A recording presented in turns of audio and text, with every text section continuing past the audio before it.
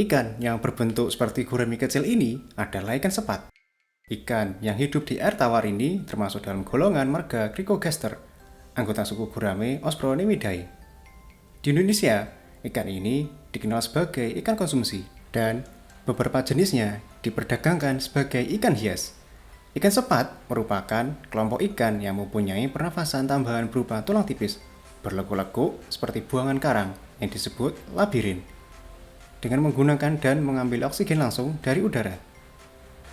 Yang dimana sebagian dapat membangun karang berbusa yang berguna untuk menyimpan telur di dalam mulut. Warna tubuh ikan ini dipengaruhi oleh jenis kelamin reproduksi dan umurnya. Sirip punggung lebih kecil daripada sirip dubur. Mempunyai 6-8 jari keras dan 8-10 jari-jari lunak. Sirip duburnya mempunyai 10-12 jari-jari keras, 33-38 jari-jari lunak. Sirip perut memiliki 1 jari-jari keras dan 3-4 jari-jari lunak. Satu di antaranya menjadi alat peraba yang panjang seperti ijuk. Sirip dada mempunyai 9-10 jari-jari lunak, yang terkadang pada bagian sirip punggung dan sirip ekor yang lunak ada bulatan hitam. Sifat makanan ikan sepat adalah omnivora. Di perairan umum, mereka lebih banyak memakan fitoplankton. Sebagian besar makanan sepat adalah tumbuh-tumbuhan air dan lumut. Namun, ikan ini juga memangsa hewan-hewan kecil di air, termasuk ikan-ikan kecil yang dapat termuat di mulutnya. Ikan sepat menyimpan telur-telurnya di dalam sebuah sarang busa yang dijagai oleh si jantan. Setelah menetas, anak-anak sepat akan dirawat oleh induk jantan hingga dapat mencari makanan sendiri. Sedangkan ikan yang dipelihara di dalam akuarium diberi pakan biasanya topifex, kutu air, larva nyamuk, dan pakan kering. Ikan sepat diketahui dapat bernafas langsung dari udara, selain menggunakan insangnya untuk menyerap oksigen dari air. Akan tetapi, tak seperti ikan-ikan yang mempunyai kemampuan serupa, misalnya ikan gabus, betok, atau lele. Ikan sepat tak mampu bertahan lama di luar air. Ikan ini justru dikenal sebagai ikan yang mudah mati jika ditangkap. Ikan sepat biasanya dapat ditemukan di rawa-rawa, danau, sungai, dan parit-parit yang berair tenang, terutama yang banyak ditumbuhi tumbuhan air. Juga kerap terbawa oleh banjir dan masuk ke kolam-kolam serta saluran air hingga ke sawah.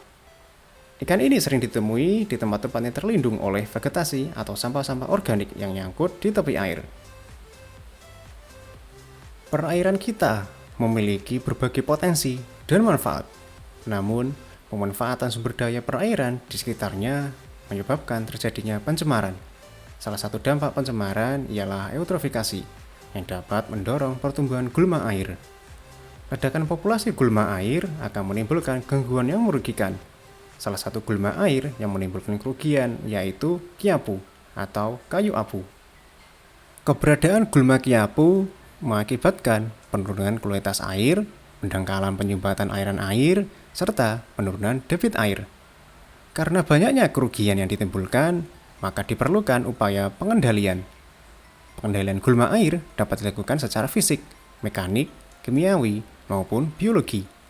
Akan tetapi, berbagai pengendalian tersebut menyebabkan terjadinya kekeruhan dan dapat mengganggu organisme lain yang bukan menjadi target utama pengendalian. Pengendalian gulma air yang dapat dilakukan dalam penelitian ini ialah secara biologi. Meskipun dibutuhkan waktu yang lama untuk memperoleh hasilnya, namun tidak berbahaya dan tidak merusak perairan. Salah satu upaya ini dengan menggunakan ikan sepat sebagai objek pengendali.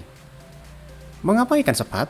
Karena mereka merupakan ikan omnivora yang memakan tumbuhan air serta lumut di samping memangsa hewan-hewan kecil di air.